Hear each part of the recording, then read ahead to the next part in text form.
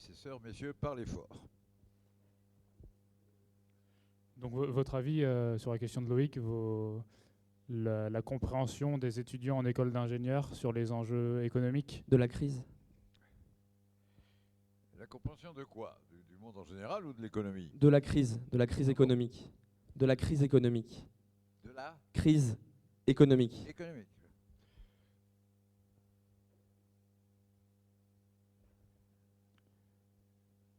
Incontestablement, les relations entre les êtres humains ont un aspect quantitatif considérable, et donc on peut mesurer, on peut étudier. C'est un champ différent de celui de l'étude de la nature, c'est un champ différent de celui de l'étude du règne du vivant, la biologie, etc.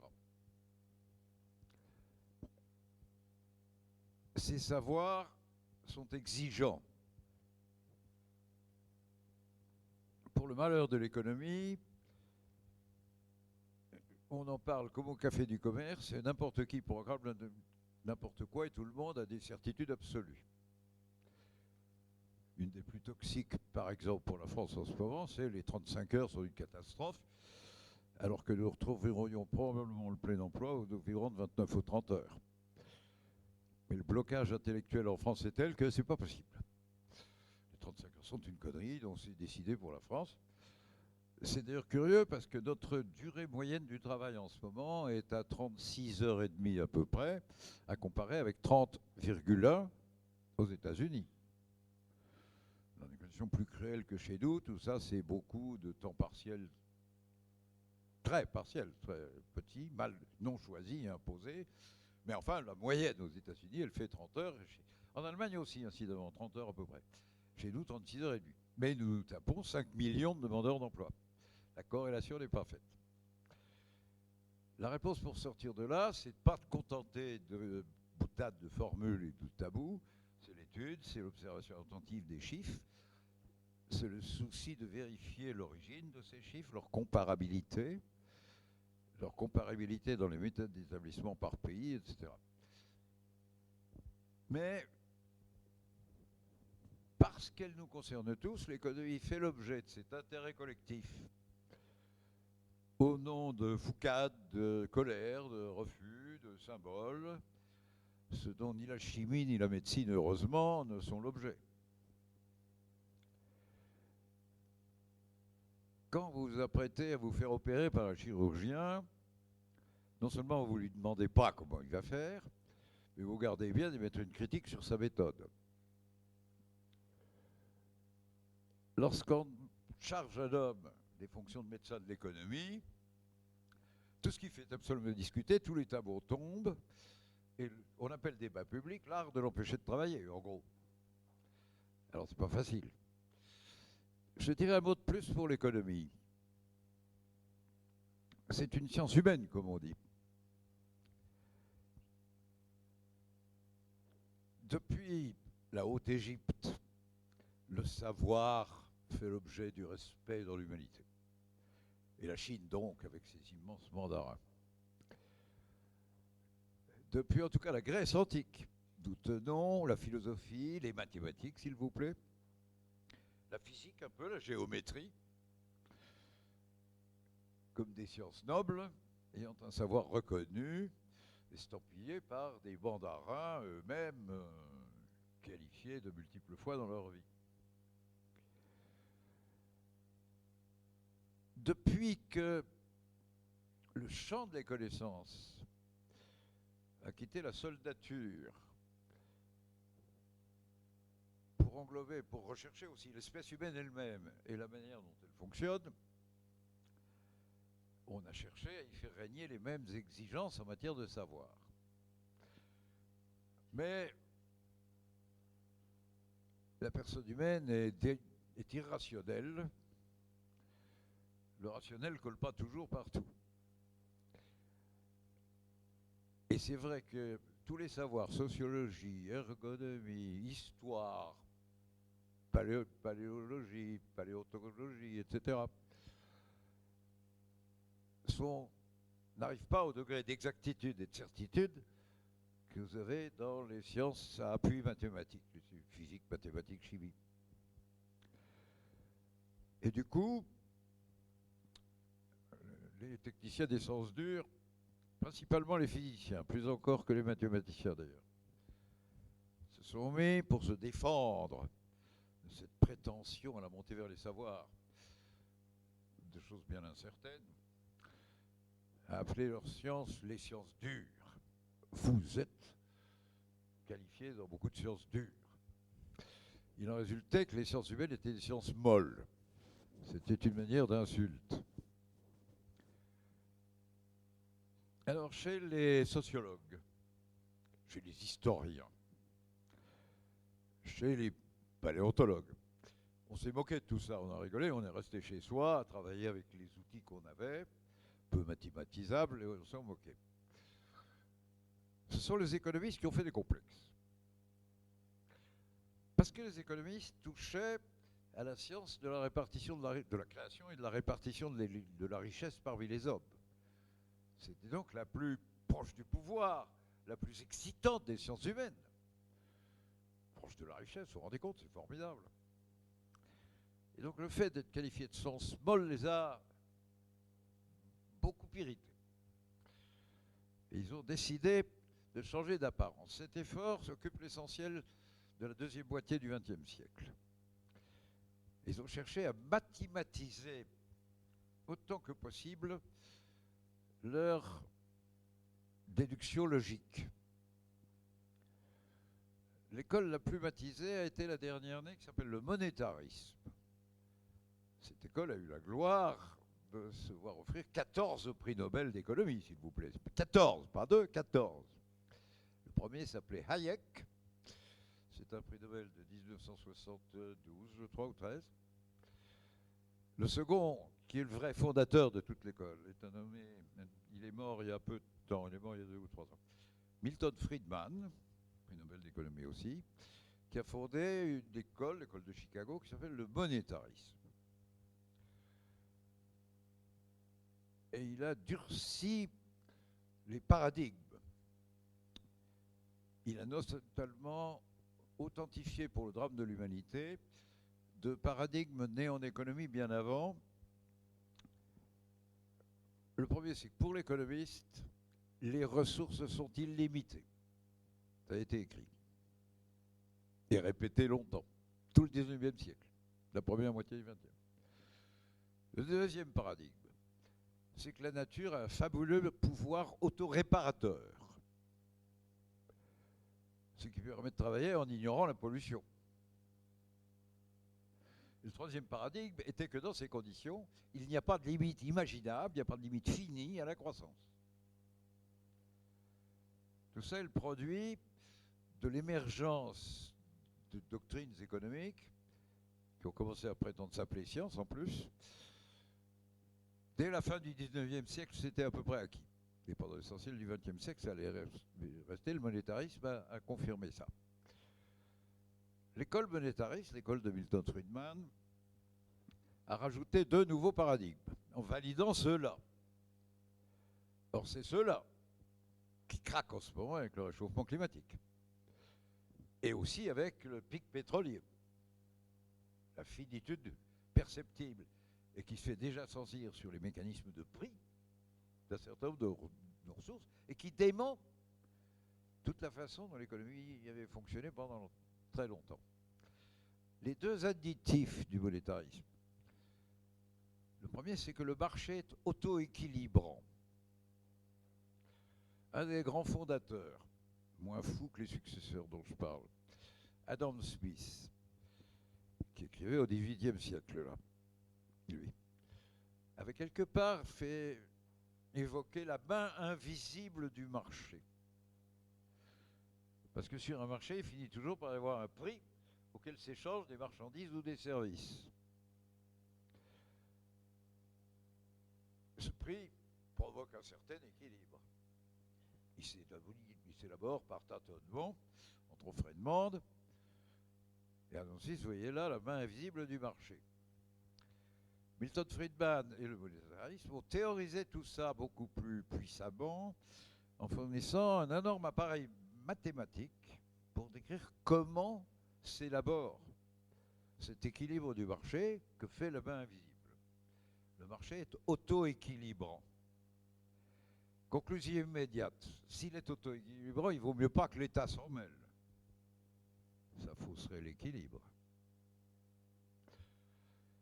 Et deuxième paradigme ajouté par l'école monétariste, tout équilibre de marché est optimal. Naturellement, optimal n'a jamais nulle part voulu dire parfait, bien sûr. Mais ça voulait dire quand même de manière très précise que c'est le meilleur ou le moins mauvais partage possible entre tous ceux qui sont créanciers d'une part de la richesse produite. Les salariés qui l'ont fabriquée, les patrons qui ont commandé et dirigé la fabrication, les actionnaires qui l'ont permise, les fournisseurs, les banquiers et les consommateurs à travers les prix.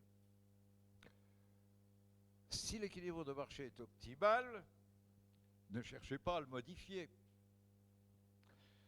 Alors plein de gens, j'appartiens à cette catégorie, je suis apolitique, voulaient modifier des équilibres de marché parce qu'ils n'étaient pas satisfaisants d'un côté ou d'un autre. Par exemple, l'écologie. Le marché peut se trouver équilibré dans des conditions où on pollue trop. Ou bien pour des raisons sociales. On peut avoir un équilibre de marché dans lequel il y a trop de pauvres. Et la tentation est d'intervenir pour réguler.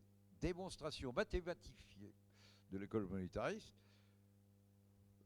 Si vous êtes touché à un équilibre de marché, par des taxations, par des subventions, par des réglementations, des interdictions, vous ferez nécessairement, il y a des centaines de milliers de pages de calcul pour le démontrer, plus de perdants que de gagnants.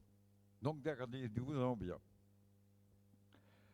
Ce que nous vivons en ce moment, qu'on appelle d'un mot simplifié, qu'on appelle la crise, mais qui est une multicrise, et même pas de crise, c'est plutôt des mutations, fournit la preuve que ces paradigmes sont tous faux, ils sont tous effondrés. Dans le domaine de l'économie, il s'est passé à peu près ce qui se passerait, imaginez une seconde, si on découvrait tout à coup que dans le secteur de la médecine, Louis Pasteur avait tout faux. L'essentiel de l'effort scientifique de toute une période, un demi-siècle disons, est démontré faux par la nature, par ce qui s'est passé. Et pourtant, ils avaient foutu plein de mathématiques partout. Ils n'avaient pu mathématifier que la logique qui permettait de tirer certaines déductions. Mais si la semaine prochaine, vous changez de costard,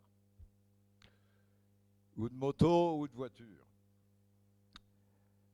ce sera dû à quoi? Ce sera dû à l'usure, mais vous ne serez pas tous ensemble. Ce sera dû au changement de saison. Ça, d'accord, c'est un phénomène collectif, mais qui s'inverse.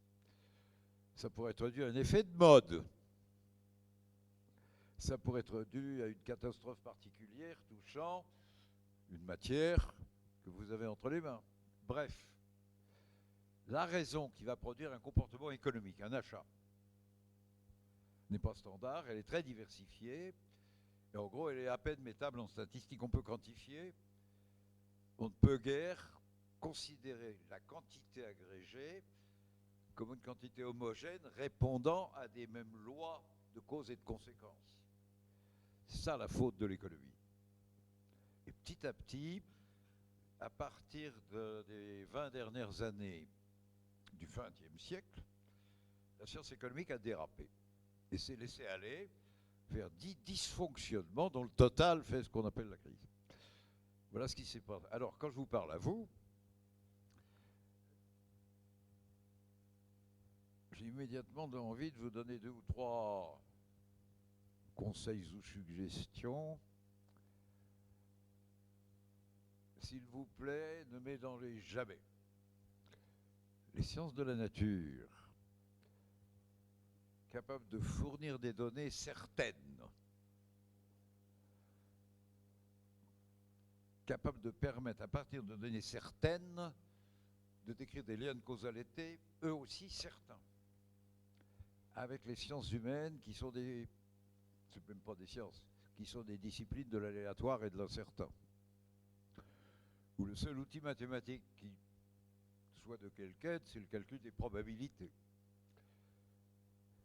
Et deuxième conseil, en économie aussi, il faut accumuler des savoirs pour comprendre quelque chose. Gardez-vous des proclamations, des oukases, il y en a de toutes sortes. Alors, nous avons vécu il y a un an une campagne électorale prodigieuse où les deux candidats qui avaient des chances, à droite comme à gauche, disaient tous les deux: votez pour moi, élisez-moi, et vous verrez, je gouvernerai bien et la croissance reviendra. Les deux disaient ça. Alors que ce qui reste d'économie non esclave d'une doctrine devenue fausse disaient tous: attention, la stagnation est assurée et la récession probable. On le savait, mais on n'était pas nombreux. Il y a, si vous voulez, dans l'ordre économique, une crise du mandarinat. Les grands chefs du savoir économique se sont tous trompés et ont été emportés par cette crise. Personne ne peut croire ce qu'ils disent, mais il reste les contrôleurs de l'accès aux fonctions de professeurs, de conseillers, etc.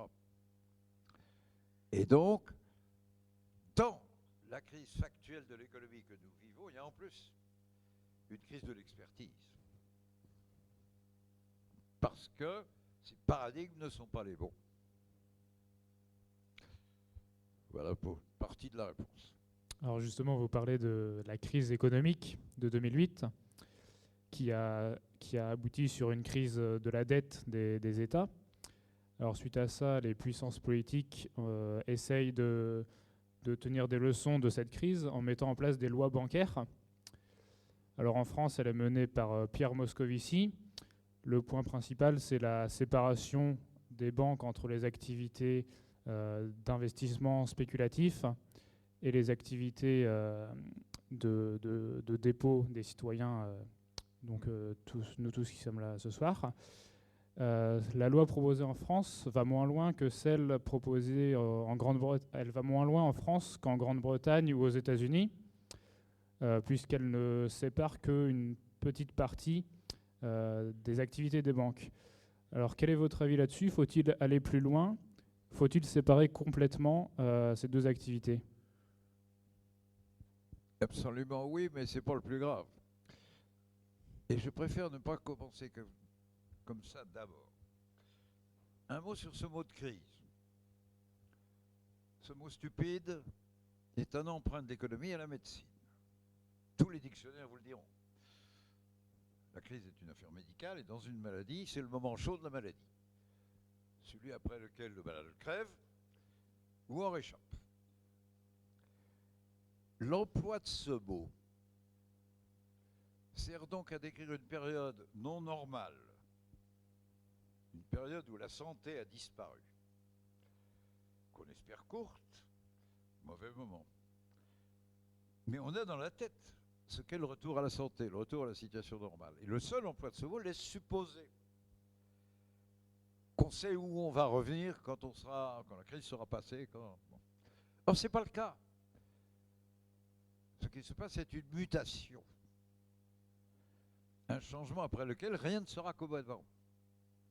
Ni dans les niveaux de prix, ni dans la disponibilité des ressources, ni dans la forme d'énergie qu'on pourra consommer, puisqu'il vaudrait mieux plus consommer d'énergie fossile, etc. Donc nous sommes devant des mutations. Et d'une deuxième faute, dans la manière d'en parler, le singulier. On le disait tout à l'heure, j'y reviens très vite. La plus grave, c'est celle qui fait qu'on a perdu le sens de la croissance depuis 30 ans. Ça s'est fait très progressivement, maintenant on ne la trouve plus du tout. Et que ça s'accompagne d'un chômage structurel à près de 10% dans tous nos pays, un peu plus au Japon, vers 10 aux États-Unis, accompagné en plus d'une précarité au travail pour le double. Et ça, c'est... Alors, la précarité au travail, 2 fois le nombre de chômeurs, c'est terrifiant, parce qu'il n'y a plus de pouvoir d'achat, il n'y a plus de sécurité de la nourriture familiale, de l'avenir, de l'emploi, etc. Mais elle est beaucoup moins bien connue, beaucoup moins mesurée, et par conséquent, elle est beaucoup moins commentée. Or, c'est le fond de l'affaire. Tout le désordre, tout le malheur des populations. Il y a beaucoup plus de ça que de la dette. Deuxième élément, avant de passer au public, votre question c'est sur la dette publique, celle des États. Mais c'est pas comme ça que ça commence. Ça commence par l'endettement privé. Et là, il faut retrouver ce cher Milton Friedman et la doctrine monétariste. Avant le monétariste, nous avons eu une période qu'on a appelée les 30 Glorieuses, d'un merveilleux capitalisme qui marchait très bien. Souvenez-vous, 30 ans de suite, 5% de croissance en moyenne, et mieux que ça, non seulement 5% de croissance en moyenne, mais très régulière. Presque pas d'écart autour de la moyenne, très étonnant. Plus le plein emploi. Amérique du Nord, toute l'Europe, Japon, plein emploi. Formidable, on a oublié. 30 ans de plein emploi en France. Tellement loin derrière nous qu'on a complètement oublié. Et dans cette affaire-là, les États étaient à l'aise et assez peu endettés. Le régulateur de nos économies, c'était le salaire. Et parmi les régulateurs, tous les gouvernements poussaient à ce qu'il y ait des négociations annuelles entre patronat et syndicats pour fixer les salaires le plus haut possible près de la productivité. Si les salaires dépassent la productivité, on est en inflation, c'est malsain. Aussi longtemps qu'ils ne montent pas plus vite que la productivité, ça va, ça tient debout. Ça s'est appelé les 30 Glorieuses et c'est ça qui s'était passé. Arrive l'école monétariste. Qu'est-ce qu'elle dit, l'école monétariste? Elle dit d'abord, on a quand même une machine, ce capitalisme, cette machine à produire est absolument prodigieuse, ce qui est absolument vrai. Juste un chiffre au passage. Vous maintenant, vous vivez de l'ordre de 150 fois mieux que vos arrière-arrière-grands-parents. Mais nos arrière-arrière-grands-parents, je me mets dans votre génération, ne vivaient pas beaucoup mieux que les citoyens français de l'époque de la Révolution ou les sujets de Louis XIV, qui eux-mêmes ne vivaient pas sensiblement mieux que les citoyens de l'Empire romain. Économie à production principalement agricole, un peu d'artisanat unipersonnel pour transformer les peaux agricoles en vêtements, les os agricoles en objets décoratifs, etc. C'est depuis que le capitalisme a permis de faire travailler beaucoup d'hommes à la fois, au sens financier avec la société anonyme, au sens technique, grâce à la machine à vapeur puis à l'électricité, qu'on a ces records absolument foudroyants. Alors ça, tout le monde l'a dit. Celui qui l'a le mieux dit, d'ailleurs, est probablement Karl Marx en plus. Mais Milton Friedman reprend cet hymne au capitalisme. Et il ajoute, non seulement la machine est formidable, mais elle dispose d'un carburant formidable. Et ce carburant, c'est le profit. C'est l'envie de faire du profit. Le reste est second. Ne vous fixez pas trop sur le salaire, c'est un collatéral de la production qui aide à faire marcher la machine. L'essentiel, c'est l'importance du profit et donc de son réinvestissement. C'est le profit qui fait tourner la machine. De tout ça, on a vite tiré la conséquence. Il l'a même conseillé au gouvernement des États-Unis qui s'y est lancé. Que si la croissance ralentit, s'il y a un peu moins de salaire, donc un peu moins de pouvoir d'achat, on achètera moins de consommation. Or, il vaudrait mieux continuer. Si on a moins de salaire, pourquoi ne pas s'endetter? Crédit à la consommation. L'endettement personnel commence massivement aux États-Unis comme en Angleterre. Ces pays anglo-saxons sont très typés parce qu'ils ont suivi les caractéristiques du modèle plus loin. Il y en a aux États-Unis, il y en a pour une fois et demie le produit brut local, rien que d'endettement des salariés. Et c'est comme ça qu'on a maintenu la machine à l'œuvre. Mais à partir du moment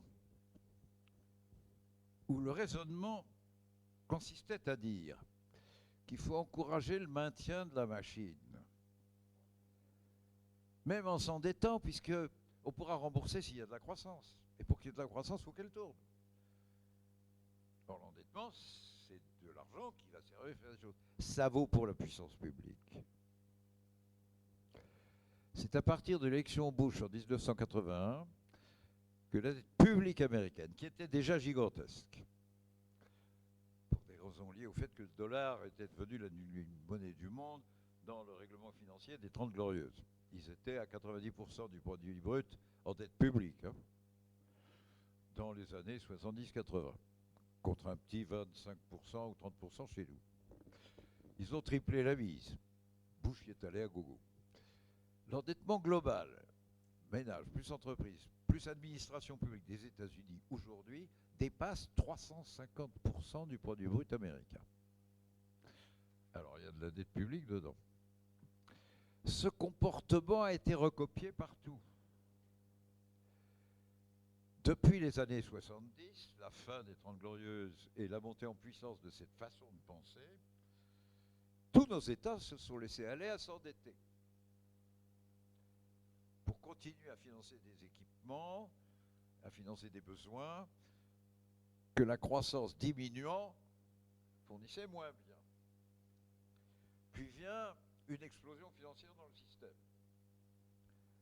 Vous vous souvenez de la crise de 2006, 2007, 2008, où on a vu un millier de banques dans le monde faire faillite, dont les 4 plus grosses banques américaines d'investissement, et qui s'est fini, vous vous en souvenez sûrement, par la faillite des 4 très grandes banques universelles qui s'appelaient Lehman Brothers. Alors ça a été la panique. On avait déjà eu de grandes crises annonciatrices de dangers potentiels. Ça se passait en 1929. C'était un krach boursier. Ça aurait pu se limiter à faire perdre leur argent aux richissimes détenteurs de patrimoine immense qui spéculaient.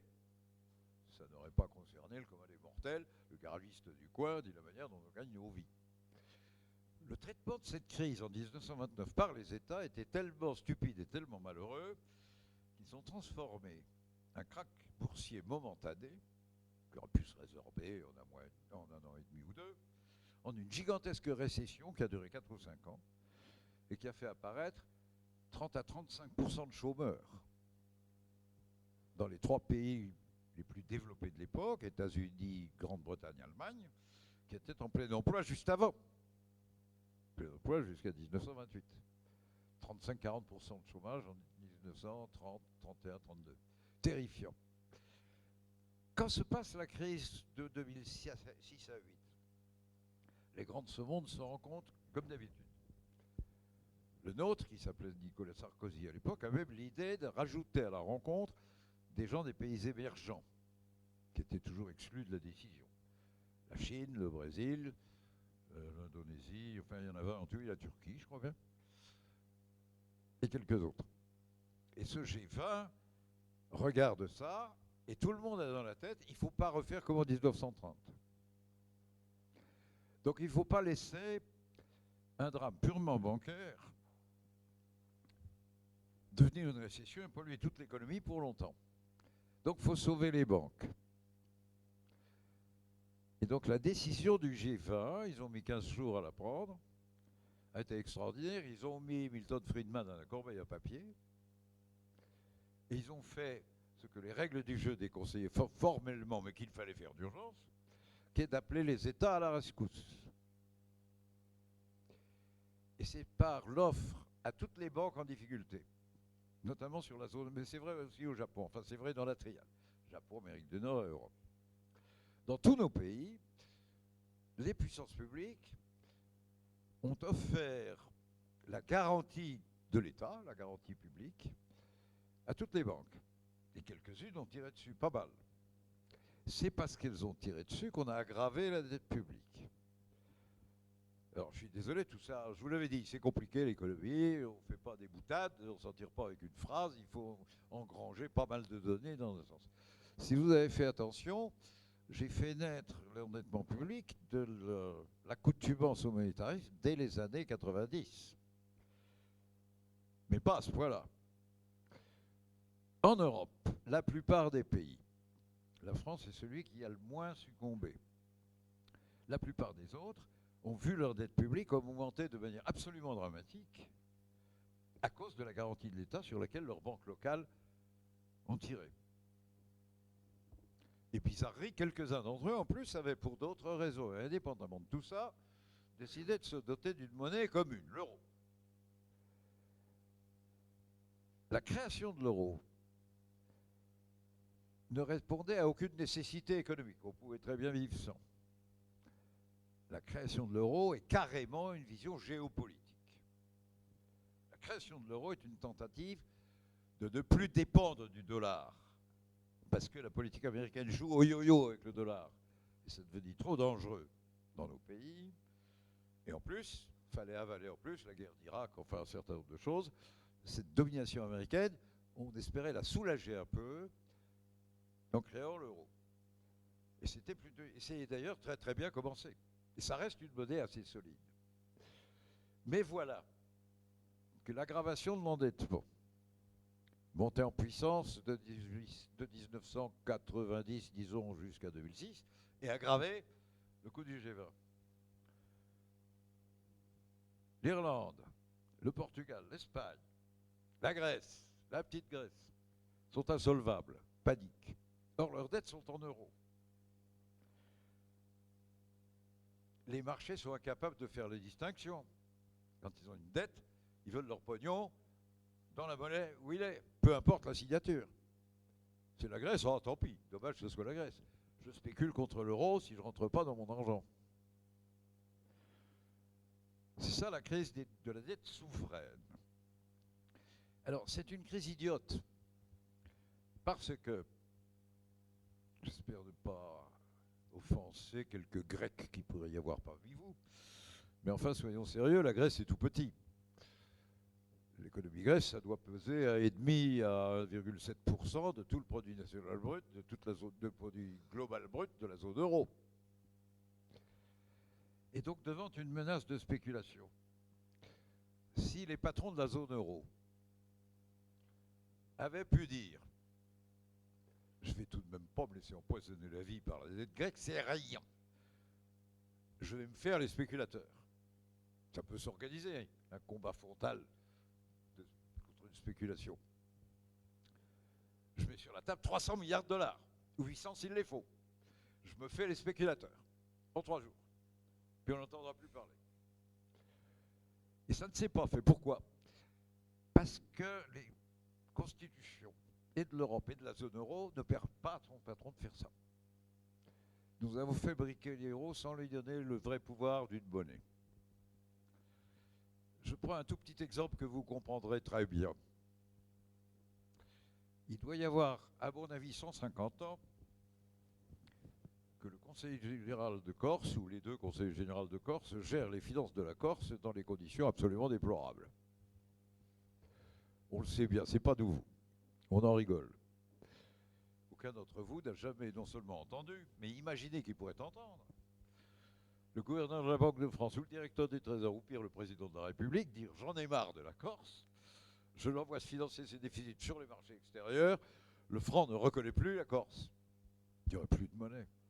On l'avale, la Corse. Comme vous n'avez qu'une seule monnaie pour toute une zone, on avale tout. Et on couvre tout. C'est la condition même d'existence d'une monnaie. Institutionnellement, cette condition n'est pas remplie pour l'euro. Alors on en sort mal. Et pourquoi elle n'est pas remplie pour l'euro? Parce que les gouvernements des pays créanciers, ceux qui ont mieux tenu que les autres, y compris l'Allemagne, se font les porte-parole de l'ancien discours monétariste toujours, bien qu'il ne colle plus, et que la crise qui se produit démontre sa fausseté tous les jours. Mais il y a un académisme, et en général, si vous voulez un résumé de la vie politique sur quoi que ce soit, déjà quand vous votez, elle passe par des accords sur des mots,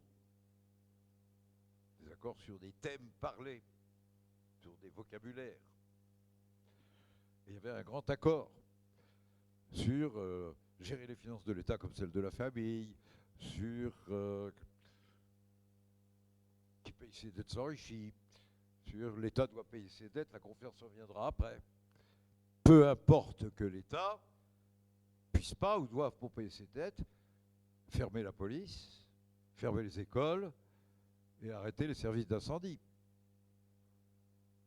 Ce qui est la logique du traitement qu'on fait subir à la Grèce en ce moment. Autrement dit, il y avait une imbécilité cachée dans notre système.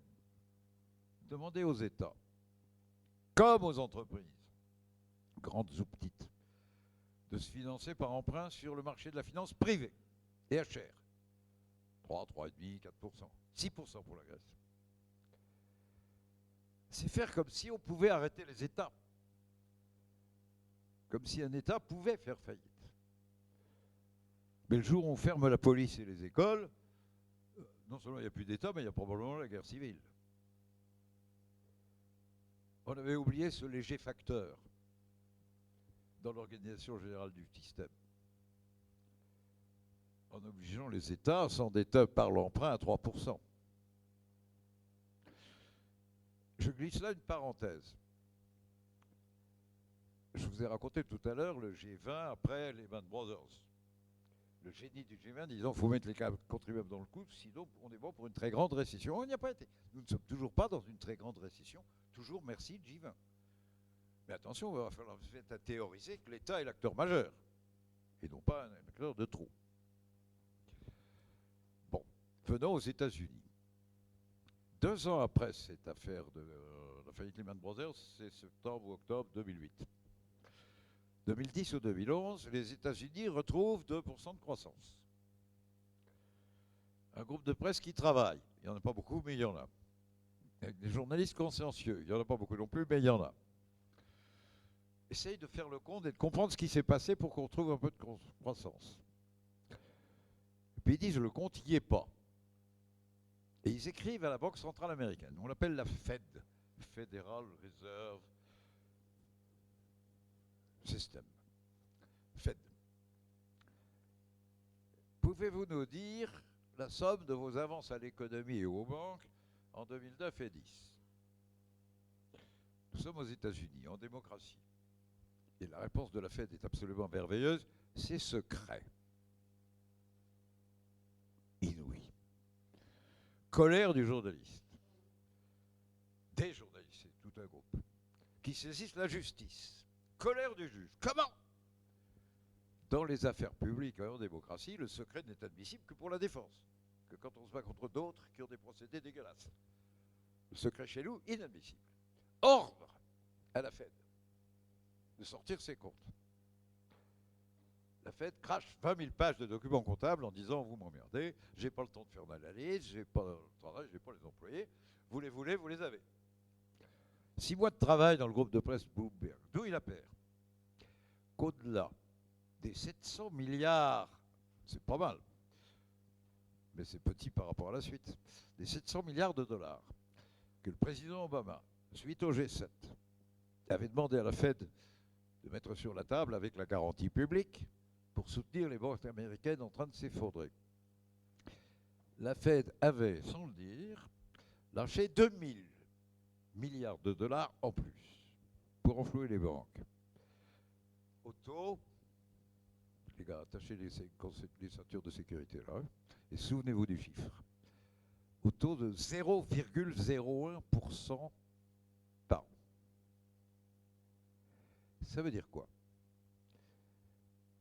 Dans le même moment, cette année 2010, quand les banques privées américaines, dont les excès d'émission de monnaie ont permis et rendu possible le krach qui vient de se subvenir, c'est eux les coupables de ce krach, par excès d'émission irresponsable de monnaie mal gagée. Ça alimente à 0,01%. La Grèce a du mal à faire ses fins de mois parce qu'elle est punie. Et elle, ses fins de mois, elle les finance en empruntant à 6%. C'est-à-dire 600 fois plus cher que le prix de l'argent que le capitaliste se contente à lui-même pour nourrir sa bulle spéculative. Vous avez tout compris. En France, on s'autofinance, on n'est pas sous menace, nous sommes parmi les moins mal gérés, on paye tout de même notre dette à un peu moins de 3%. La dette publique, elle est là. Je suis maintenant arrivé, moi. Alors là, le cas que je suis ne représente personne. Je suis totalement minoritaire. Les quelques phrases qui vont suivre, personne n'ose se dire d'accord avec. Dangereux. La respectabilité en économie est toujours compatible avec, est toujours jugée compatible avec le respect d'un certain nombre de règles. Et le fait qu'elles aient foiré ces règles et qu'il en faille de nouvelles n'est pas encore dans les cervelles. Mais moi, j'affirme premièrement que la dette publique de tous nos États atteint un niveau tel qu'elle ne sera jamais remboursée. Dans ces conditions, il vaudrait mieux faire la banqueroute partielle, contrôlée, négociée. Il faut annuler cette dette. Naturellement, ça coûte de l'argent aux emprunteurs. Mais c'est la condition pour qu'on ne cherche pas à massacrer la société tout entière avec des augmentations folles d'impôts. Deuxièmement, ce que la Fed a fait, répondre à des besoins des banques privées à 0,01%. Les États, qui non seulement ne sont pas des personnes privées, mais en plus qui ont, eux, l'interdiction d'arrêter leurs activités. Supposez la France en train d'arrêter de financer la recherche scientifique. Où est-ce qu'on va? Où est l'avenir? Tout ça exige un système de financement particulier au système public et à pas cher. Il n'y a plus de choix. Nous risquons de tourner maladivement autour d'une récession voulue par les excès de remboursement de la dette publique. Pourquoi? L'économie, c'est une activité qui a des moteurs. Il y a 4 grands moteurs dans les économies contemporaines. Le premier, c'est la consommation des ménages. Pour 60 à 70%, plutôt aujourd'hui 55-60% du total. Avec 10% de chômeurs, 20% de précaires en plus, il n'y a plus assez de pouvoir d'achat. Ce moteur-là de l'activité, qui est le plus gros, est pratiquement en panne. Il y a une petite régularité de maintenance, il n'y a plus de progrès. Premier moteur. Deuxième moteur, l'investissement. Mais qui peut investir quand il n'y a pas de croissance? Ce moteur-là est amputé aussi. Il repartirait si le premier repartait. Il ne sera jamais le repartant prioritaire. Troisième moteur, l'exportation. Elle est aussi en panne puisque la récession s'est répandue. La joyeuse politique voulue par Mme Merkel a mis la totalité de l'Europe en récession et l'Allemagne vient d'entrer il y a 3 mois. Donc pas d'exportation. Et enfin, les dépenses publiques. Parce que d'un côté, la dépense publique, c'est une contrepartie de l'impôt, une réponse à la dette, mais de l'autre côté, ce sont des salaires, des chantiers, des projets soutenus, de la recherche scientifique, c'est de l'activité. Vous l'arrêtez, vous arrêtez, un des derniers moteurs de l'expansion. Et dans le champ des grands de l'économie maintenant, la parole est aux subversifs. Je vais citer 3 ou 4 noms, dont les deux des derniers prix Nobel d'économie. L'un s'appelle Joseph Stiglitz. Prix Nobel d'économie d'il y a 4 ou 5 ans. Le titre d'un de ses livres, c'est « Quand le capitalisme perd la tête ».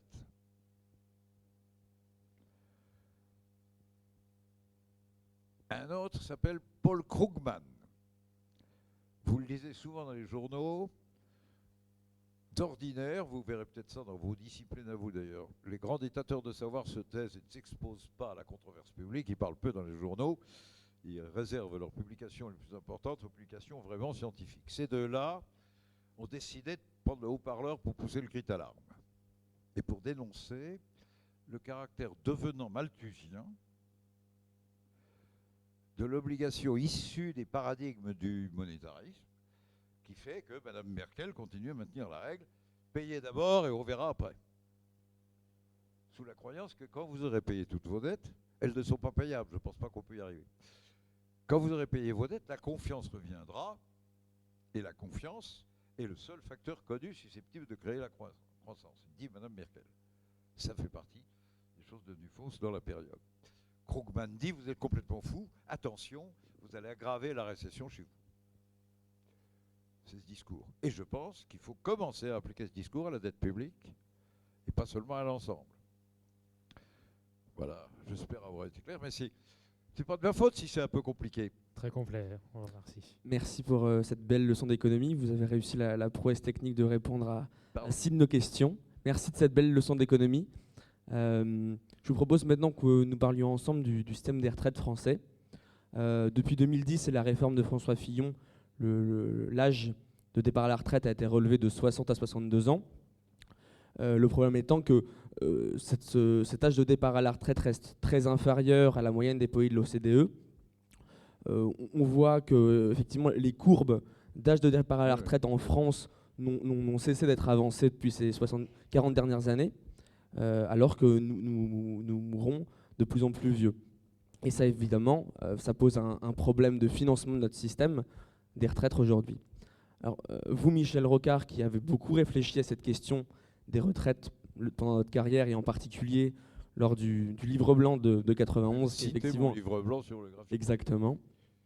J'ai envie de vous poser la question suivante.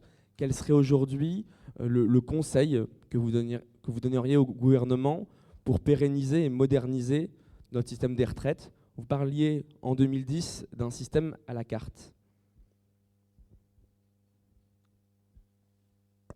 Dans la formulation de votre question, il y a un mot de trop qui est aujourd'hui. Ce conseil, je le donne depuis 15 ans. Il faut jouer par la négociation. C'est beaucoup trop lourd et trop gros et trop symbolique pour que le gouvernement puisse prendre ça sur son dos. Dans ces périodes de manque de confiance dans la politique, le gouvernement n'a pas l'autorité de toucher les retraites. Il faut que ce soit les représentants, ceux qui payent comme ceux qui reçoivent, qui se rendent compte. Et c'est là que nous retrouvons. La France a en ce moment quelques tabous. J'évoquais ce problème tout à l'heure, nous en retrouvons un. Je vais citer les 35 heures. Il y a des mots où dès qu'il... Essayez ça chez vous, soir en 30, tiens. Il y a des mots, dès qu'on les prononce à une table, l'intelligence disparaît, l'intensité verbale augmente, on s'engueule, la référence aux faits s'estompe, les proclamations débordent, on s'engueule, et les vrais savoirs disparaissent. Il y a comme ça l'énergie nucléaire civile. Peut-être bien que vous avez vérifié ça quelques fois ici ou là dans la vie. Il y a la durée du travail, les 35 heures, et il y a aussi un peu les retraites. Alors c'est complètement dramatique. Beaucoup de gens me font, ça je refais ici, je ne sais pas qui a fabriqué et décidé ce graphique, l'amitié de rappeler le livre blanc de 1991. Tout le monde a oublié à quoi il correspondait et dans quelle mécanique il s'ajustait.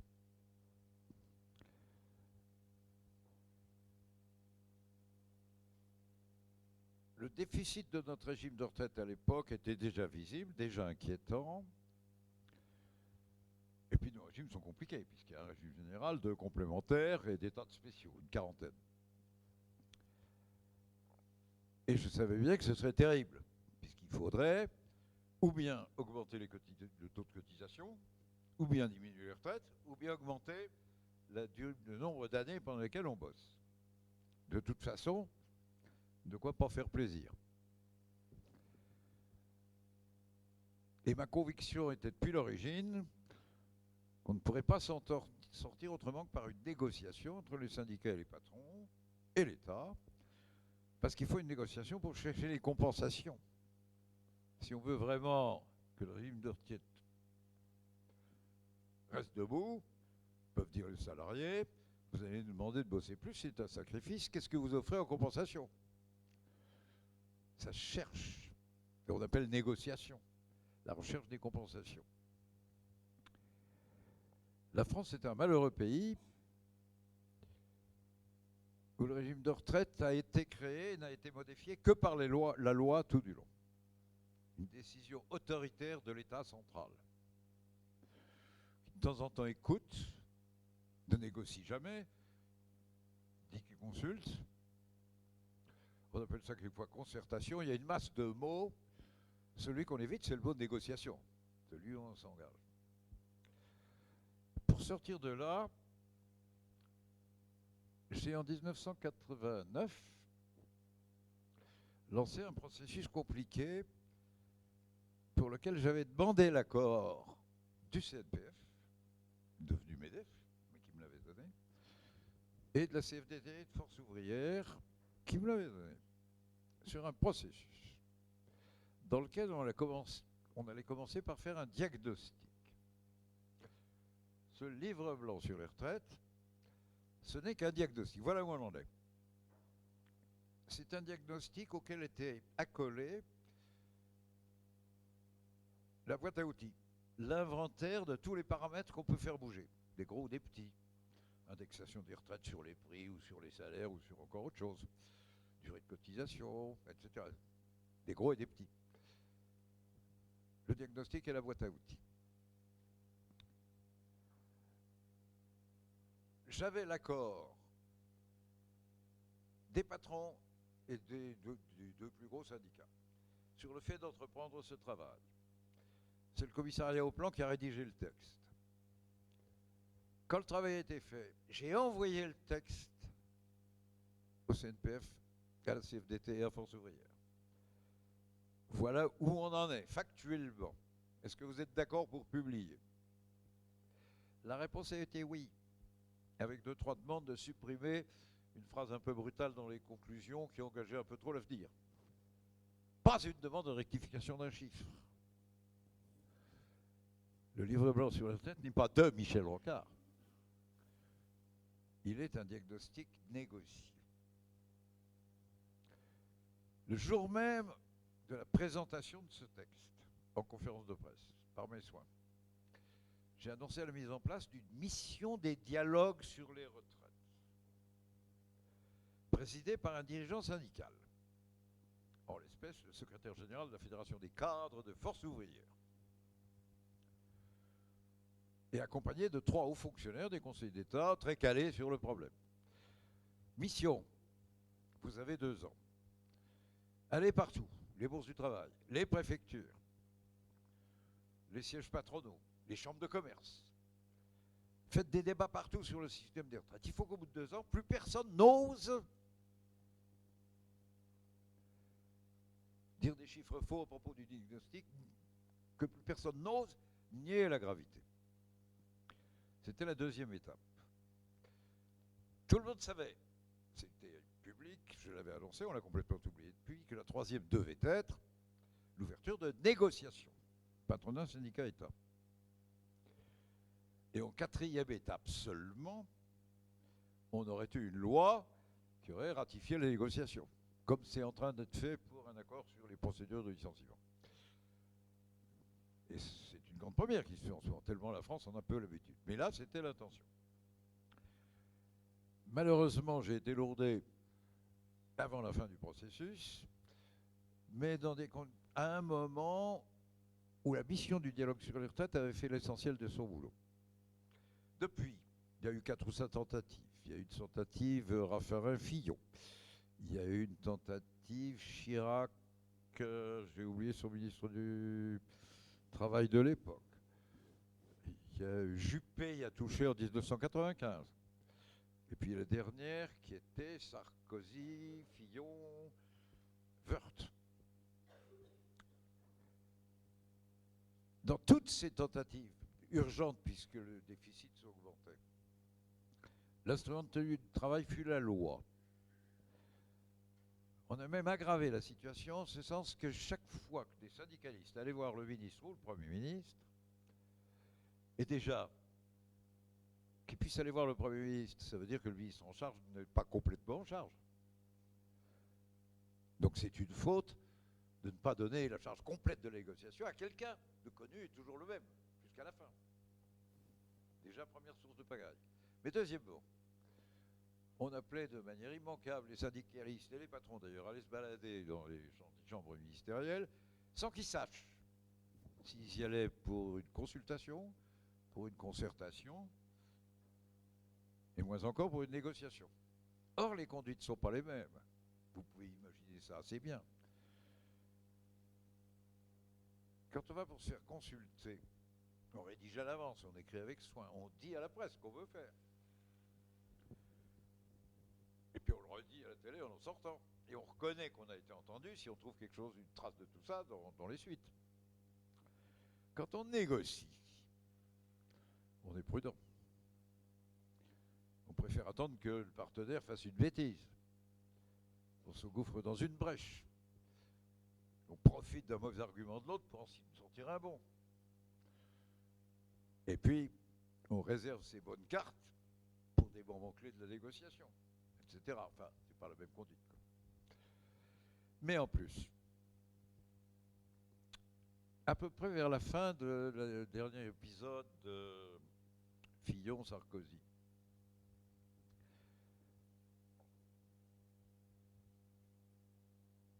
on négociait beaucoup de choses à la fois.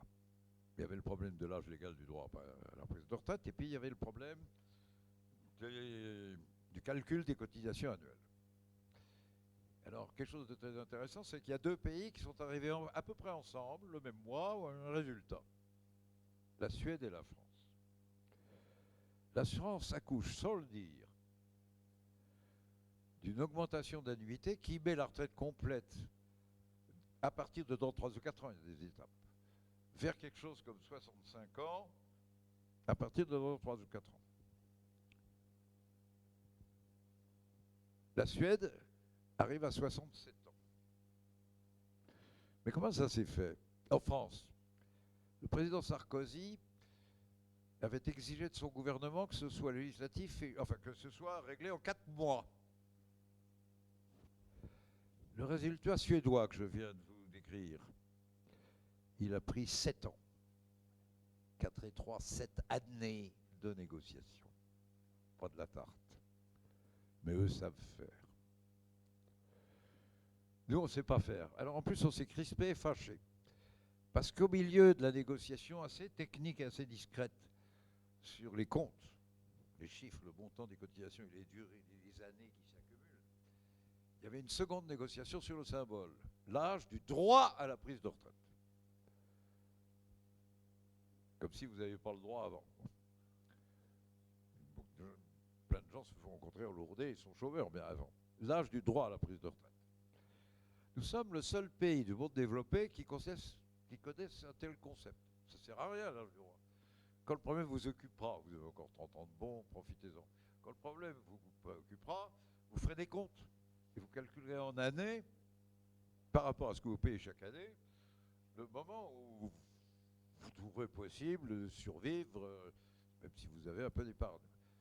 L'âge légal du droit, vous en foutez, il n'est pas opérationnel. Mais c'est dans ce délicieux pays de France, j'adore mon pays naturellement, c'est dans ce délicieux pays de France que sur l'âge symbolique du droit à la retraite, qui n'intéresse personne mais qui est symbolique pour tout le monde, on a réussi à se taper 3 jours de grève générale, à empoisonner les usagers des hôpitaux et surtout ceux de transport public et de la RATP, enfin bon, et on l'a perdu du point de PIB, et on est passé en force par la loi en 4 mois avec des criailleries parlementaires, enfin c'est la France, quoi. Mon conseil est, essayez vraiment de passer par la négociation. Il n'y a plus le choix. Parce qu'on n'a pas encore touché au morceau le plus dur et le plus difficile, qui sont les retraites des régimes spéciaux. Voilà mon conseil. Mais, non, je finis quand même sur quelque chose. La négociation. Nous vivons un autre problème pendant ce temps-là, qui est la crispation nationale sur les 35 heures. Mon éminent collègue Barty Daubry a fait une faute administrative lourde. Il y a trop de contraintes administratives et de bureaucratie dans la deuxième loi sur les 35 heures. Tout le monde a hurlé. Et comme le gouvernement de l'époque d'application n'avait pas une homme négociatrice, mais une homme combative, la crispation politique autour des 35 heures a fait qu'il y a eu la grève des 35 heures dans la totalité des PME de France. Elles n'ont été appliquées que dans les très grandes entreprises. Résultat, notre durée moyenne du travail, ça je vous le disais tout à l'heure, est toujours dans les 36 heures, 36 heures et demie, tirée vers le bas par les grandes, mais les petites sont restées là. Bon, très bien.